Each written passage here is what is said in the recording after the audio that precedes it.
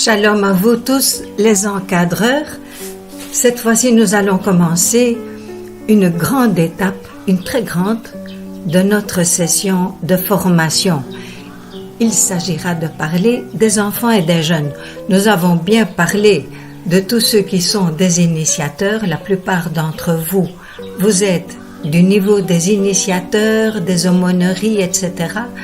Et aussi, il y a parmi vous d'autres qui sont les yaya, c'est-à-dire ceux qui sont en contact direct avec les groupes. Bon, à présent, nous allons nous diriger vers ces enfants, mais tout d'abord, il y a une petite question avant d'entrer dans le grand thème. La première question. Tous les enfants du monde passent par des étapes similaires, mais tous n'évoluent pas de la même façon. Pourquoi? Cela dépendra de quoi? De qui? Comment? Pourquoi? De quelles circonstances? Et puis, comme deuxième sorte de question, c'est plutôt un petit exercice qu'on vous demande. Vous observerez quelques petits-enfants ces jours-ci qui viennent, cette semaine, dans ton milieu, à la maison, dans le quartier, et tu essayes de voir leurs gestes, leurs réactions, leur petite vie avec ceux qui les entourent. Ça peut être à la maison, ça peut être dans la grande famille, une fête. Ce n'est pas pour juger ces enfants, mais pour mieux les comprendre. Vous accueillerez un jour aussi ces petits-enfants dans votre mouvement, peut-être. Voilà, et nous serons prêts pour commencer le premier sous-thème du grand thème, celui des enfants et des jeunes. À bientôt. Bonjour les encadreurs. Après avoir suivi le grand thème de l'initiation des initiateurs et ensuite celui des encadreurs directs avec les enfants, c'est-à-dire les yayas, les chefs, les meneurs, etc. Pour le moment, nous allons voir nos enfants et jeunes en croissance. Pour mieux les comprendre et les accompagner, on suivra comment ils grandissent. Nous le réfléchirons en vue de notre pastorale des enfants et des jeunes. Nous suivrons ces différentes étapes, la période prénatale, quand la maman est enceinte, ensuite la période avant d'entrer dans un mouvement d'enfants de 0 à 4 ans et demi. Voilà pour une première partie. Mais nous verrons aussi les semaines qui suivent les différentes étapes de croissance des enfants qui sont dans nos mouvements, dans la pastorale des enfants et des jeunes. Nous aurons un thème des enfants de, on pourrait dire presque 4 ans et demi jusqu'à 7 ans. Ensuite, les 7 et demi, 8 jusqu'à 10, 10 et demi. Ensuite viendront les enfants de 11 à 15 ans, 14 et demi. Et puis les jeunes adolescents de 15 ans, 16, 17, 18 ans. Et nous finirons avec les grands jeunes, et plusieurs d'entre vous, vous êtes encore de ceux-là. Mais beaucoup d'autres, vous avez dépassé aussi. Donc, nous allons commencer cette fois-ci par les tout petits. Voici à présent une question qui est assez mystérieuse. Et si un enfant pouvait rêver avant sa conception? Il s'agit d'une question imaginaire et ta réponse à toi, encadreur, comme un rêve. Nous suivons ce petit bonhomme. Moi, avant d'être conçu, je rêve à mes futurs parents, papa et maman. Ils sont 2, mais maintenant, moi aussi, je serai un 3e. Je vais bien leur dire ce que je désirerai toujours d'eux.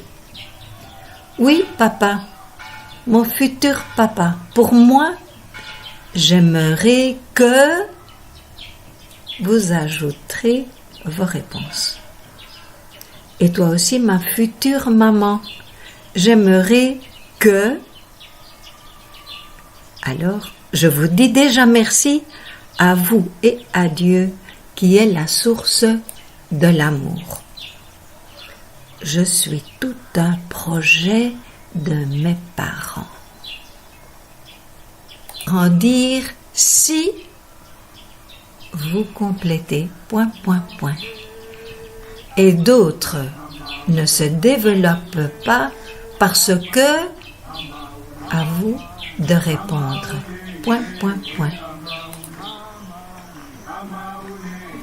Alors voilà les réponses à la question qu'on t'a posée déjà au début de ce sujet d'aujourd'hui. Quels sont les facteurs qui agissent sur la croissance de l'enfant et du jeune? Voici quelques réponses qui peuvent t'aider. Le milieu, l'éducation, la formation, l'enseignement, une bonne alimentation, la santé, les liens familiaux affectifs, un bon développement physique et psychique, la façon d'être de par sa nature, l'hérédité, s'il est aimé ou mal accepté. Vous verrez encore peut-être d'autres facteurs. Voilà, tout cela, ça va jouer et nous le verrons quand nous aurons nos enfants dans la pastorale des enfants et des jeunes. Commençons donc avec la phase prénatale. Est-ce que l'enfant vit avant de naître? Voyons, une graine qui est mise en terre, on ne la verra pas, mais pleine de vie déjà, elle commence à germer sous terre. De même, l'union de l'ovule de la maman avec le spermatozoïde de papa, cela va créer l'embryon bien plus petit qu'une graine. Mais l'enfant est déjà là, dès le début, dès la conception. C'est une période de 9 mois durant laquelle les parents, les proches de la famille vont se préparer à accueillir l'enfant. À ton avis, cette étape prénatale est importante? Oui, l'enfant vit. Et puis, l'enfant est dans le sein de la maman, mais la situation dans laquelle l'enfant a été désiré ou venu en surprise peut affecter l'état de la maman qui porte l'enfant. Et pour la maman, une bonne alimentation, éviter les travaux lourds, la consultation prénatale, c'est aussi important de vivre dans un climat de paix et non de tension, de conflit ou de choc. S'il y a des frères et sœurs, il faut aussi les préparer pour l'accueil chaleureux de celui ou de celle qui va venir.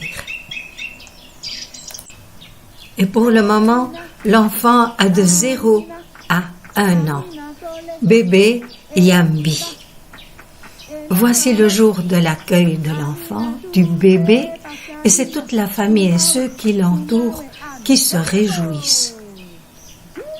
Tout enfant qui naît est le plus beau et aussi le plus innocent du monde.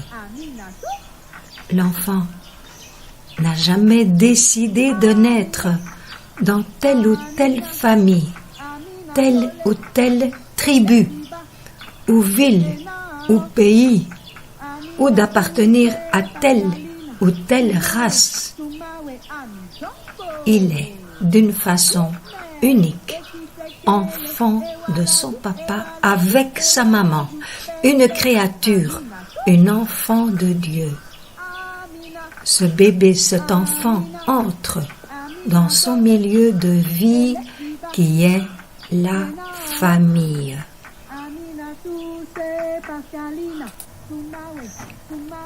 Dans cette petite enfance, c'est la maman qui est la personne vitale pour l'enfant, celle qui va le nourrir, le soigner, le laver, le vêtir, le consoler. L'enfant ne peut pas vivre sans la maman qui fait partie de sa vie. L'enfant ne peut se distinguer d'elle. Il a un besoin de sa chaleur. Il la sent. Il la reconnaît. Et le papa est important comme un élément de soutien pour la maman et une présence de bonheur rassurante pour l'enfant. Et la famille, les frères, les sœurs, les oncles, tantes, grands-parents, cousins, cousines, chacun a son rôle. Et nous verrons qu'il y a les mouvements des jeunes, de la pêche, des enfants et des jeunes, mais il existe aussi les mouvements pour les familles. Nous avons le Libalamwinda, il existe les familles nouvelles, le mouvement des familles comme la famille chrétienne. Et voilà, ces mouvements accompagnent ces jeunes parents et même quand les enfants grandiront. Nous le verrons.